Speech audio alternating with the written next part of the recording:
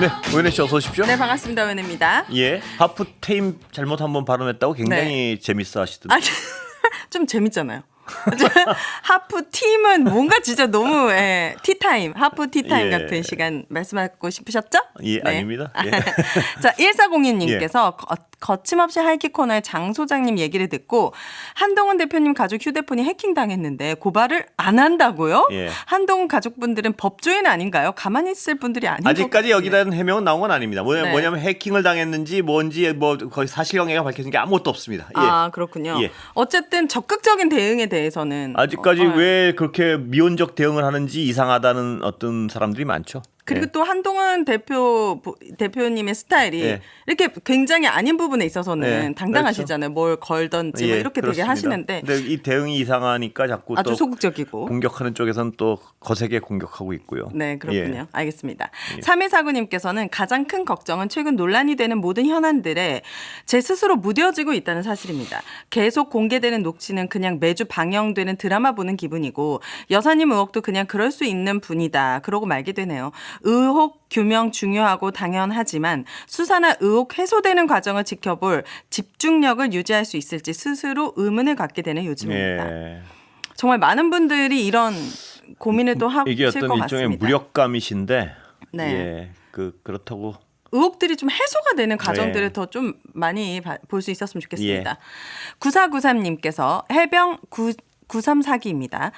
군 생활을 해본 대한민국 장정분들은 군 사건 사고 시 얼마나 많은 축소 은폐가 있었는지 겪어보셨을 겁니다. 네, 그분들도 생업이자 조직 구성원인 만큼 상부의 명령을 무시하기 힘들었겠죠. 하지만 그럼에도 불구하고 본인의 양심에 따라 자신의 안위보다 정의와 진실에 위해 소신껏 본인의 책무를 다하신 박정훈 대령, 그런 분에게 군 검찰은 징역 3년을 구형했습니다. 예. 공정과 정의가 말뿐인 작금의 시대에 공정과 정의를 행동으로 지키려 한 사람에게는 국가는 벌을 주려 합니다. 해병, 아니 국민의 한 사람으로 너무 분노가 치밀어 오릅니다. 그렇습니다. 예, 박정훈 대령에 대해서 3년형을 구형한다.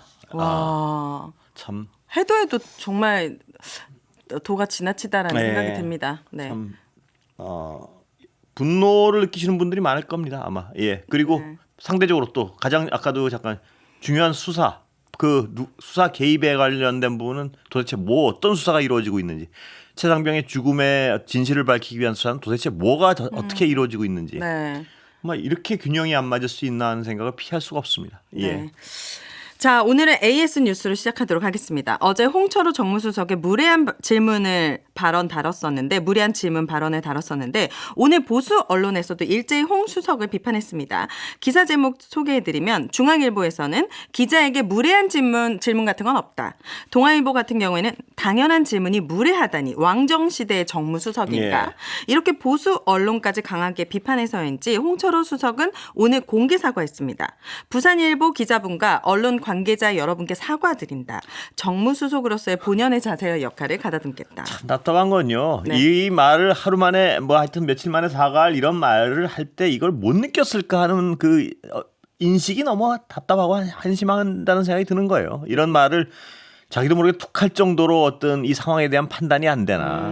예, 이렇게 말이 안 되는 얘기를 이 말을 하고도 그냥 이게 조용하면 지나갈 말이라고 생각했는지 그렇습니다. 네. 예. 자, 박석호 부산일보 기자는 홍 수석이 직접 사과한 것은 없었다. 사과를 아예 안 하는 것보다는 다행이라고 생각하지만 사과 여부를 떠나서 대통령실의 전반적인 인식이 바뀌는 것이 중요하다라고 그렇습니다. 얘기했습니다. 예, 대통령실의 인식이 어떻길래 이런 발언이 이건 무의식 중에도 잘 안 나오는 발언이거든요. 이 인식이 그렇죠. 무의식 중에도 잘 안 나오죠, 사실은. 상식적인 사람이라면. 상식적인 사고를 하고 있으면 잘 안 나오는 발언들이 네. 너무나 많이 나오고 있다는 거. 근데 네. 문제는 특히 용산 주변에서 일을 하시는 분들은 왜 그렇게 어떤 툭 흘리는 발언들이 깜짝 놀랄 발언들을 많이 하시는지. 그런 분들만 어떻게 이렇게 다 한 곳에 모아놨죠? 모아놨을 수도 있고요. 네. 거기를 가면 그렇게 됩니까? 아니 여러 가지 가능성이 모아놨을 수도 있고 거기 가면 그렇게 될 수도 있고요. 저는 그렇게 안 될 것 같은데. 그러니까 안 모이죠. 갈 수가 없는 네? 거군요. 아니 갈 수가 없는 게 아니라 가능성도 없는 거군요. 설탕이 있으면 개미가 꼬이듯이 그쪽으로 그런 분들이 꼬였을 수도 있고 뭐 여러 가지 가능성이 있지 않겠습니까? 아니면 그런 분들 골라서 모았을 수도 있고. 네. 뭐라고 생각하십니까? 1번, 2번, 3번 중에? 저는 고르지 않고서야 네. 거기를 가서 이렇게 비상식적인 발언이 아무렇지 않게 나올 수 있는 건 힘들다고 봅니다. 예, 네. 골랐다. 네. 정답은 선택받았다. 픽. 네.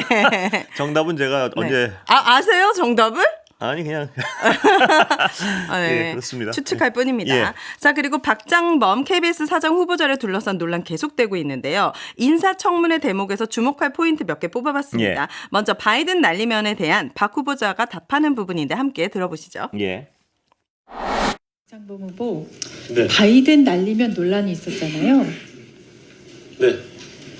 MBC, 바이든입니까? 날리면입니까?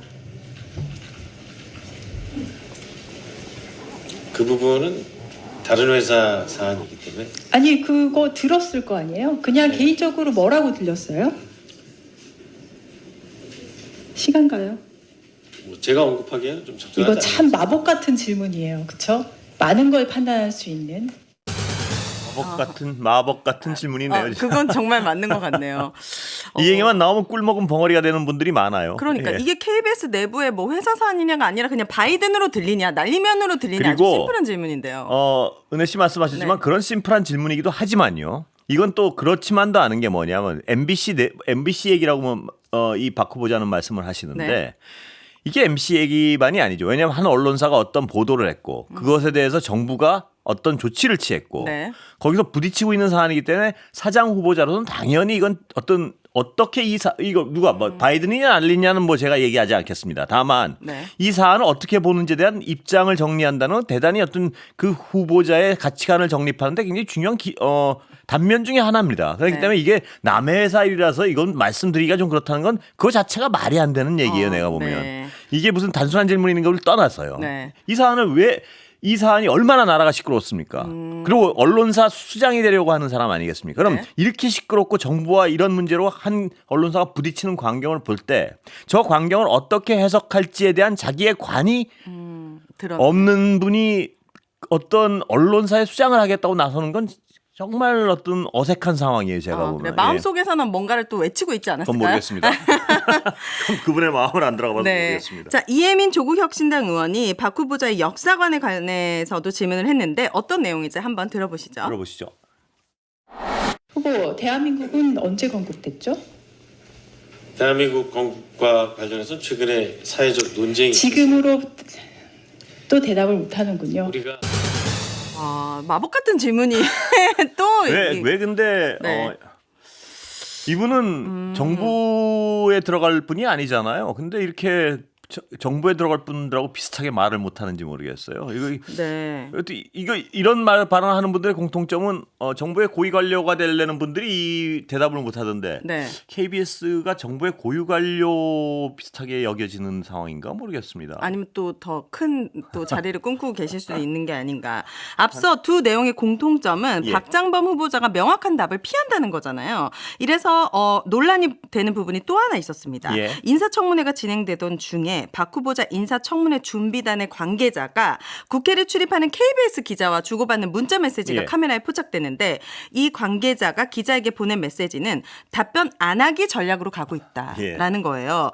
그래서 이 논란의 문자 당사자는 평소 친한 선배가 청문회 보고 보내온 메시지에 의례적으로 답한 것이다. 그리고 박장범 후보자는 제가 이틀 동안 너무 말을 많이 해서 주변의 조언이 제발 말 좀 줄이라는 것이었다라고 밝혔지만 비판이 나오고 있습니다. 예. 네. 아까 말을 안 하시던데 어떻게 뭐요? 말을 아니 말을 너무 많이 하긴요. 대답을 안 하던데. 아니 그런데 저는 조금 이 부분에서 화가 나는 예, 게 예. 대한민국 대표의 공영방송의 KBS 사장이라는 예. 자리를 그냥 내가 이렇게 답변 안 하고 이런 전략으로 가도 나는 그 자리에 갈 수 있을 거라는 그런 아니란 생각? 근데 오윤혜 씨가 화나는 건 제가 충분히 이해하면서도요. 네. 그동안 어떤 강요 청문회에서 너무나 많은 이런 모습을 봐서 근데 네. 이분 청문회가 언론사 수장에 대한 청문회인데 왜 이렇게 강요 청문회를 보는 현 정부 강요 청문회를 보는 느낌 기시감이 들어서 네. 참 신기했습니다. 놀랍게 비슷한 점이 많아요. 너무 비슷합니다. 이렇게 아니란 인식을 갖고 있는 사람이 어떻게 이 자리에 또 있습니까? 그래서 있나요 혹시? 그러니까 픽된 겁니까 이분도? 그러면 우리 첫 번째 고민했던 혹시 부분이 모르겠습니다. 네. 예, 모르겠습니다. 예. 시국선언 관련해서 예. 이제 우리 권 앵커님께서 그러니까요. 이게 하시고 싶은 말씀이 있으시죠? 이 나라에 대한 걱정은 국민들만 하진 당연히 않겠죠. 뭐 네. 지식인들이 연일 쏟아내고 있지 않습니까? 맞습니다. 이 상황에 대해서 정말 국민들이나 이 지식인들이나 오늘은 또 어디 연세대, 동국대, 조선대 교수들이 시국선언을 했습니다. 했죠. 근데 그만큼 이 시국을 쳐다보는 걱정은 네. 일반 국민들이나 혹은 또 이 지식인들이나 별반 다를 수가 없죠. 다를 수가 없겠죠. 이 현상을 보는 상식을 가진 사람들이 쳐다볼 때 이 지금의 상황을 쳐다보는 시각이 다를 네. 수가 있겠습니까? 연세대 교수의 제목은 시국선언 제목은 당신은 더 이상 우리의 대통령이 아니다. 예. 동국대 같은 경우에는 바꿀 것이 휴대폰밖에 없다. 윤석열 대통령은 즉각 물러나라였습니다. 그렇습니다. 예, 여기까지 듣겠습니다. 감사합니다. 걸어가세요.